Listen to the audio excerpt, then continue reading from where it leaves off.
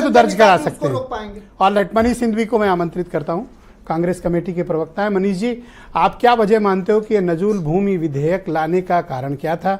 और इससे तो लाखों लोगों को उजड़ भी रहे थे। कुछ एक लोगों का हो सकता है कि जमीन का कब्जा उन्होंने किया हो, बड़ी बड़ी जमीनें हों, लेकिन उस वजह से लाखों परिवार भी तो प्रभावित हो सकते थे। तो ये बात सरकार को वक्त रहते समझ में क्यों नहीं आई और इसको जबरदस्ती पास करने की कोशिश क्यों हुई थी विधानसभा में? मैं इस बात का जवाब दो हिस्सों में दूंगा। पहला हिस्सा ये है कि 4 जून को हारने के बाद ये पूरी सरकार डिरेल सी हो गई, और खासतौर से मुख्यमंत्री जी का पूरा जो आप व्यवहार देखेंगे, ये आपस में ही लड़ रहे हैं। मतलब बीजेपी से लड़ रही है। हम तो जो विरोध कर रहे हैं वो कर ही रहे हैं, बीजेपी से लड़ रही है। पहला देखिए, 4 जून के तुरंत बाद आ गया कि साहब लाल बत्तियां उतार ली जाएंगी। सबसे ज्यादा विरोध किसने किया? बीजेपी वालों ने किया, आदेश वापस लेना पड़ा। दूसरा देखिए, टीचर्स की डिजिटल हाजिरी की बात की गई, सबसे ज्यादा विरोध इनके ही जो लोग थे उन्होंने किया, वो भी वापस लेना पड़ा, मुंह की खानी पड़ी। तीसरा देखिए, पंतनगर में, अकबरनगर तो इन्होंने पूरा गिरा दिया था, उसके बाद पंतनगर की तरफ बढ़े। पंतनगर में सारे भाजपाई लोग थे, रहीम नगर और खुर्रम नगर, अरे वो शिवानी विहार, कई इंद्रप्रस्थ नगर, कई थारे थे उसमें। फिर इनको वो भी वापस लेना पड़ा, वो आदेश भी वापस लेना पड़ा। अब आ गए नजूल पर।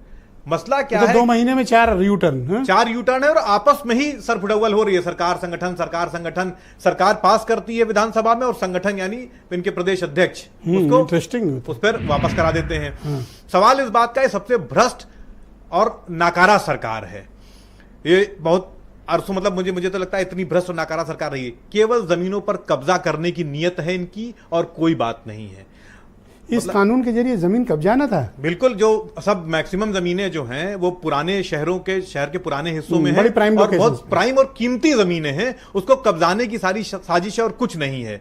देखिए, सवाल बहुत स्पष्ट है कि ये नए अंग्रेज हैं, ये कब्जा करना चाहते हैं देश पर, ये लोगों को बेघर करना चाहते हैं। ये ऐसे सैडिस्ट लोग हैं कि घर गिराकर हंसते हैं। ये जो मुख्यमंत्री ये कहता है मैं बुलडोजर बाबा हूं, अब आप उसके बारे में समझ लीजिए कितनी करुणा, कितना प्रेम उसके अंदर है।